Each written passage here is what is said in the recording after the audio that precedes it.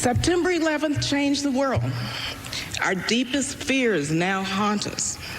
Yet I am convinced that military action will not prevent further acts of international terrorism against the United States. Now, this resolution will pass, although we all know that the president can wage a war even without it. However difficult this vote may be, some of us must urge the use of restraint. Our country is in a state of mourning. Some of us must say, let's step back for a moment. Let's just pause just for a minute and think through the implications of our actions today so that this does not spiral out of control. That was Democratic Congresswoman Barbara Lee of California. And just days after the September 11th attacks in 2001, before becoming the only member of Congress to vote against the authorization for use of military force. In the nearly 2 decades that followed, presidents have used the open-ended authorization that passed that day to engage in military action across the globe. Now, amid rising tensions with Iran, she is no longer alone as a growing number of lawmakers aim to reclaim congressional authority on the war. Let's bring in right now Congresswoman Lee. She joins us. Congresswoman, thank you so much for being with us. Glad to be with you. I remember through the years a few members of Congress actually expressing concerns about Article I powers when it comes to war and peace. You were alone in 2001, but it does seem more members are joining your side. What does the future look like in this area? Can we expect Congress to force the president's hand? Yes, we can. And I think that the repeal of the 2001 authorization, which we worked on in the Defense Appropriations Bill, which was passed, is one signal that Congress will be following up and working on this consistently. We also repealed the 2002 Iraq resolution very recently in the National Defense Authorization Bill. We also passed, Congressman Joe Connor led, and I was a co-sponsor of the bill, which would make sure that the president comes to Congress if considering the use of force against Iran. This has taken a long time, Joe, to build the kind of support, bipartisan support, but we've been persistent. I've been working each and every year to do that, and critical mass is developing. I think the people in our country are really sick and tired of wars. They're war weary. We have to do our job. Congress has been missing in action. The people really need to know the costs and consequences of going to war. I was going to ask about the bipartisan support because, you know, from the world in which I came, a world long gone, Republicans actually used to quote Cap Weinberger and Colin Powell, who said, you do not go to war unless you have very specific requirements, unless you have public support, unless it's not an open-ended war. And, you know, it was the Weinberger doctrine, it was the Powell doctrine. I would be sure that both of these gentlemen would be opposed to going into any war based on the 2001 resolution. So how is the Republican support coalescing around this idea? Do you have any co-sponsors yet? Slowly but surely. We had, I believe, 14 or 15 Republicans to vote with me repealing the 2002 resolution, the authorization to use force against Iraq.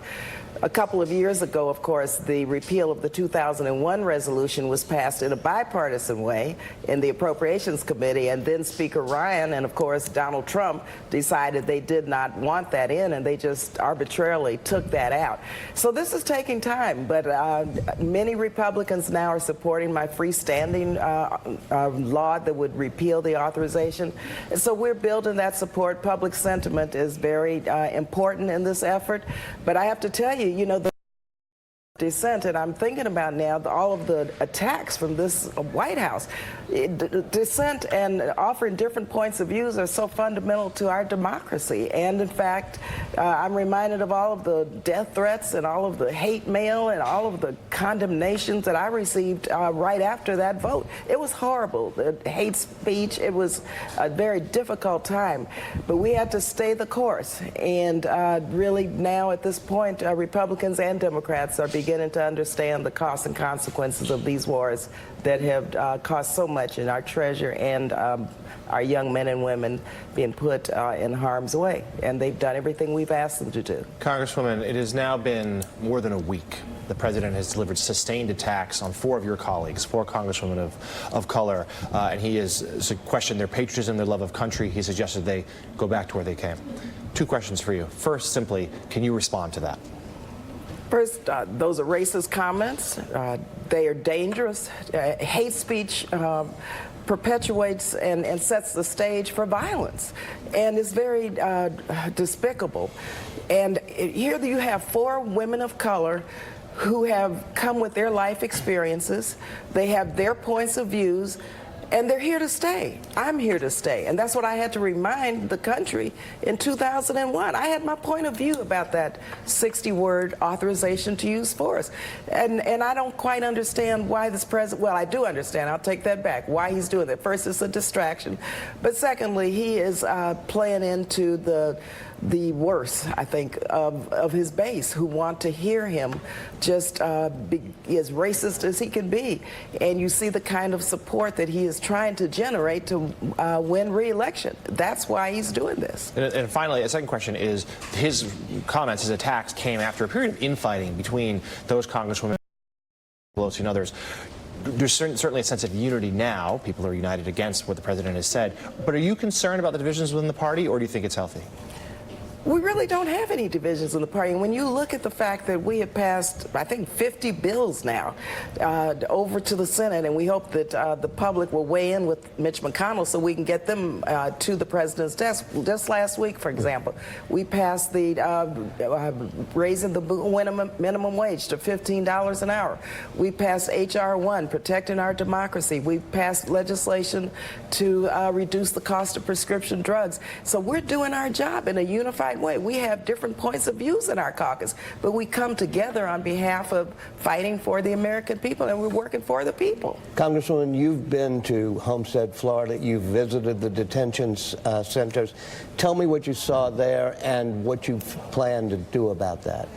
Last week, we went to Homestead, Florida. It's a shelter. I serve on the Appropriations Committee, which funds, the subcommittee which funds the refugee settlement programs.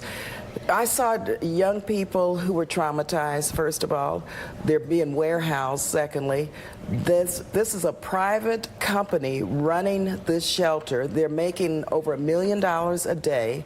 They're not processing these children in an expedited fashion. They're taking their time. We went in and saw how they were being taught in their classrooms. You couldn't even hear yourself talk. It was just chaotic. Also, there are no standards. This is not a licensed facility. There are no standards, no real programs for the children, and there are no mental health services which really address the trauma. And these children, all of them are traumatized. I mean, they had a long journey. They left their countries, which were very hostile toward them. They came through very hostile territory to get to the United States. They've been treated in a very inhumane fashion. Now they're being warehoused. So we've got to insist that this administration get these kids to their sponsors or to a licensed facility as soon as possible. It's really tragic what is taking place with these kids. So you've described that evil. I mean, it's just pure evil to my mind. What do you make of the change in the asylum policy? I mean, there's talk about the undocumented workers and the crisis at the border, but they're trying to change the actual laws on the books. So what do you make of the asylum? It again goes back to his white supremacist, white nationalist ideology and their policies.